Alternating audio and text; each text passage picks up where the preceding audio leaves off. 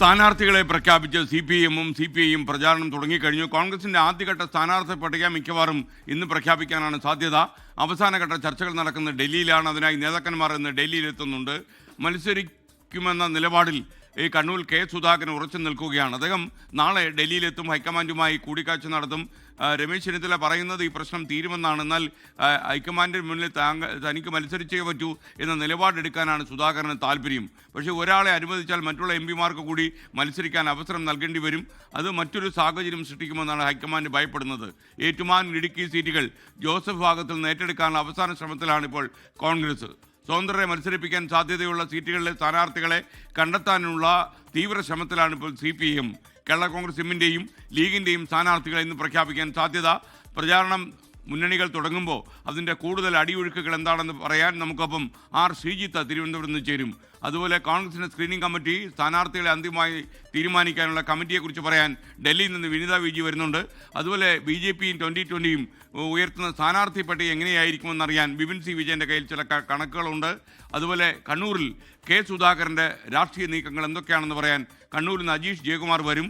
കോഴിക്കോട് മുസ്ലിം ലീഗിൻ്റെ സ്ഥാനാർത്ഥി പ്രഖ്യാപനത്തിൻ്റെ വിശദാംശങ്ങൾ നൽകാൻ ചില സൂചനകളുമായി ദീപക് ധർമ്മടം എത്തുന്നു. അതുപോലെ തമിഴ്നാട്ടിൽ നമ്മോടൊപ്പം തന്നെ തെരഞ്ഞെടുപ്പ് നടക്കുന്ന തമിഴ്നാട്ടിലും മുന്നണി സമവാക്യങ്ങൾ എന്താണെന്നറിയാൻ മനീഷ് മൂർത്തി ചെന്നൈയിൽ നിന്നും ചേരും.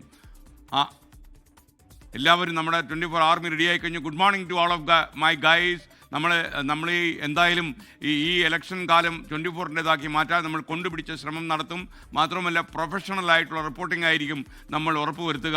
ആദ്യം നമുക്കൊപ്പം ചേരുന്നത് ശ്രീജിത്താണ് തിരുവനന്തപുരത്ത്. പറയൂ ശ്രീജിത്ത്, ഗുഡ് മോർണിംഗ്.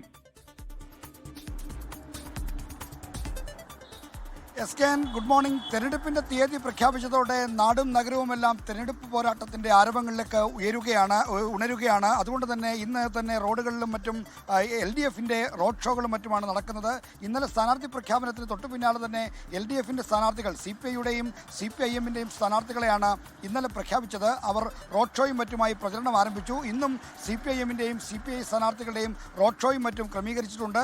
ബാക്കി LDF-ലെ മറ്റ് കക്ഷികൾ NCP, ഒപ്പം തന്നെ കേരള കോൺഗ്രസ് എം, ISJD തുടങ്ങിയ അവരുടെ സ്ഥാനാർത്ഥികളെയും ഇന്ന് പ്രഖ്യാപിക്കും. ഒപ്പം തന്നെ INL-ൻ്റെ 2 വിഭാഗങ്ങളുണ്ട്, അവരുടെ സ്ഥാനാർത്ഥികളെയും ഇന്ന് പ്രഖ്യാപിക്കുമെന്നാണ് നേതാക്കൾ നൽകുന്ന സൂചന. എന്തായാലും മുഴുവൻ സ്ഥാനാർത്ഥികളെയും പ്രഖ്യാപിച്ച് തെരഞ്ഞെടുപ്പിൻ്റെ ഗോതയിലേക്ക് ഇറങ്ങാനുള്ള തീരുമാനത്തിലാണ് LDF. ആദ്യം തന്നെ സ്ഥാനാർത്ഥി പട്ടിക പ്രഖ്യാപിച്ചതിൻ്റെ ഒരു ആനുകൂല്യം തങ്ങൾക്ക് ലഭിക്കും. പ്രചരണത്തിൽ ആ മേൽക്കൈയോടുകൂടി 3-ാം വട്ടവും ഭരണമെന്ന ചരിത്ര നേട്ടം എത്തിപ്പിടിക്കാൻ കഴിയുമെന്ന പ്രതീക്ഷയിലാണ് LDF മുന്നോട്ട് പോകുന്നത്.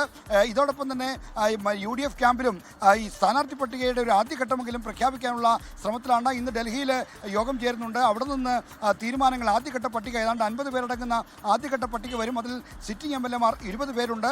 ബാക്കി ഒറ്റ പേരുകളുള്ള സീറ്റുകളാണ്. ഉദാഹരണത്തിന് വട്ടിയൂർക്കാവ് K മുരളീധരൻ, മണലൂരിൽ TN പ്രതാപൻ തുടങ്ങിയ പേരുകളാണ്, തൃത്താലയിൽ VT ബൽറാം തുടങ്ങിയ പേരുകളാണ് വരുന്നത്. അതുകൊണ്ട് തന്നെ ഇന്ന് ആദ്യഘട്ട പട്ടിക പ്രഖ്യാപിച്ചുകൊണ്ട് UDF-ന് തീരുമാനം വരും. ലീഗും ഇന്ന് സ്ഥാനാർത്ഥികളെ പ്രഖ്യാപിക്കാനാണ് സാധ്യത. ലോകത്തെവിടെയായാലും ഏത് സമയത്തും 24 വാർത്തകളും ഓഗ്മെന്റഡ് റിയാലിറ്റി പാക്കേജുകളും എക്സ്പ്ലെയിനറുകളും വിശദമായി കാണാൻ ഞങ്ങളുടെ YouTube ചാനൽ നിങ്ങൾക്ക് സബ്സ്ക്രൈബ് ചെയ്യാം.